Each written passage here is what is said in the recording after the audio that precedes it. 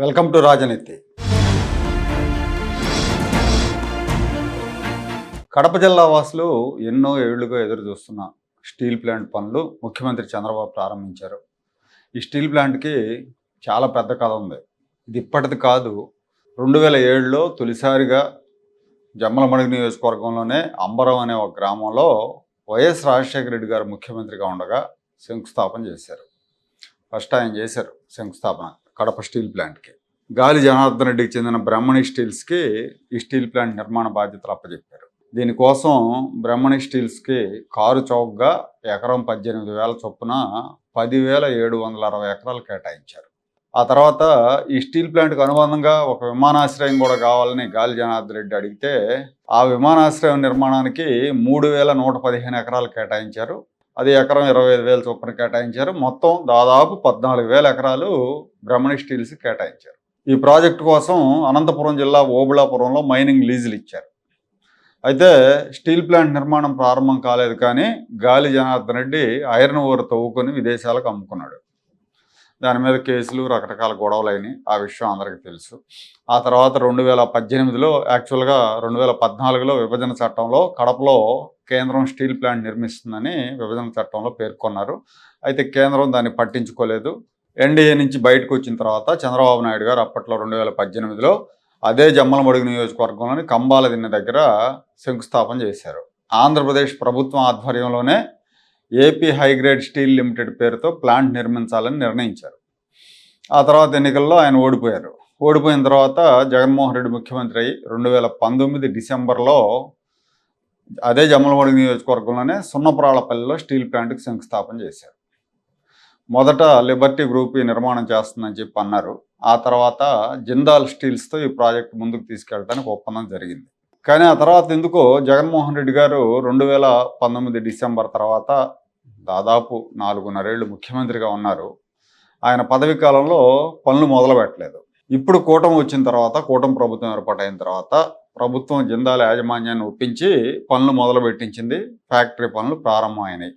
ఎట్టకేలకు జిందాల్ కంపెనీ పనులు మొదలుపెట్టింది. ఈ సందర్భంగా సజ్జన్ జిందాల్ మాట్లాడుతూ, చంద్రబాబు నాయుడు లాంటి విజన్ ఉన్న నాయకుడితో కలిసి పనిచేయటం చాలా గర్వంగా ఉంది.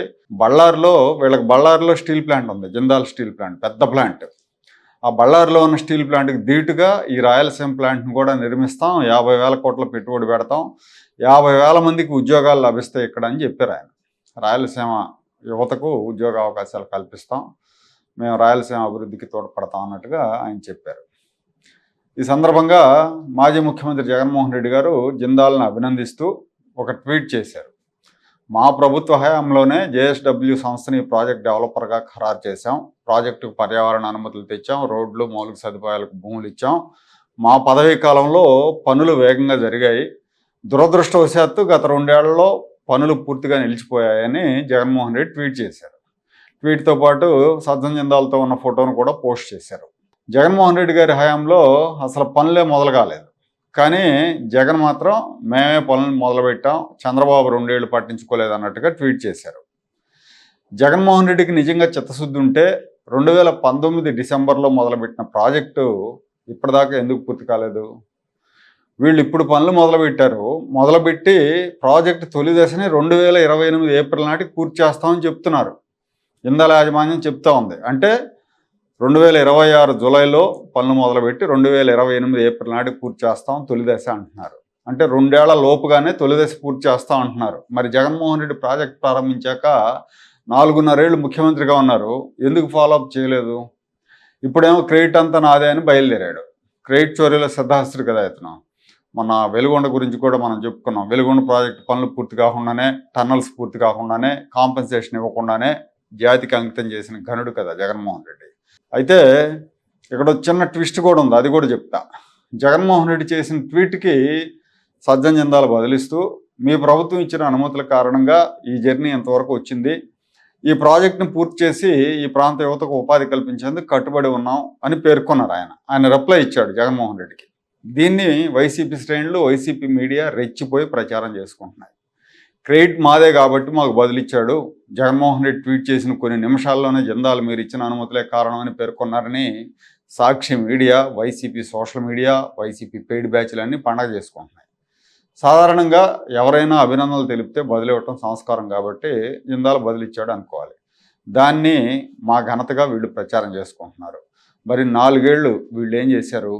జగనే ముఖ్యమంత్రిగా ఉన్నారు కదా, పనులు ఎందుకు పూర్తి కాలేదు, ఎందుకు మొదలు పెట్టలేదు? ఆ 4 ఏళ్ళు గుడ్డి గుర్రానికి పళ్ళుతున్నారా వీళ్ళు? అసలు జిందాల్తో జగన్మోహన్ రెడ్డికి ఉన్న బంధం వేరే. ఆ బంధం స్టీల్ ప్లాంట్కి సంబంధించిన బంధం కాదు. ఆ బంధం జిందాల్ స్టీల్ కంటే దృఢమైన బంధం అది.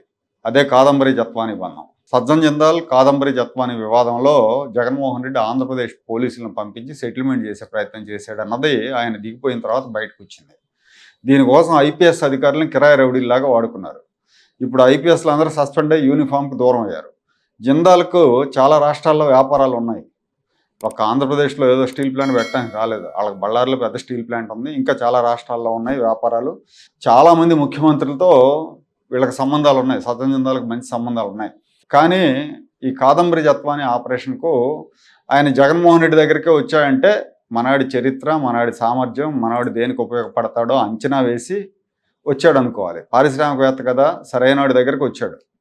ఇలాంటి వ్యవహారాలు సెటిల్ చేయడంలో ఇతనే సరైనవాడని. మిగతా ముఖ్యమంత్రులు ఒక మహిళను బలవంతంగా తీసుకొచ్చే సాహసం చేయలేరు కదా. ఎందుకంటే వాళ్ళకి ఎంతో కొంత వెరపు ఉంటుంది, భయం ఉంటుంది సమాజం అంటే. ఇతనికి ఏం ఉండవు కాబట్టి ఇతని దగ్గరికి వచ్చాడు. కాబట్టి వీళ్ళ బంధం జిందాల్ స్టీల్ కంటే దృఢమైందని చెప్పాలి. ఇంత గట్టి బంధం ఉన్న 4 ఏళ్ల పాటు జిందాల్తో ప్లాంట్ పనులు మొదలు పెట్టించలేదు జగన్మోహన్ రెడ్డి. ఇప్పుడు పనులు మొదలు పెట్టగానే క్రెడిట్ నాదని ట్వీట్ చేశాడు. జిందాల్ బదిలిచ్చేసరికి వీళ్ళు రెచ్చిపోతున్నారు.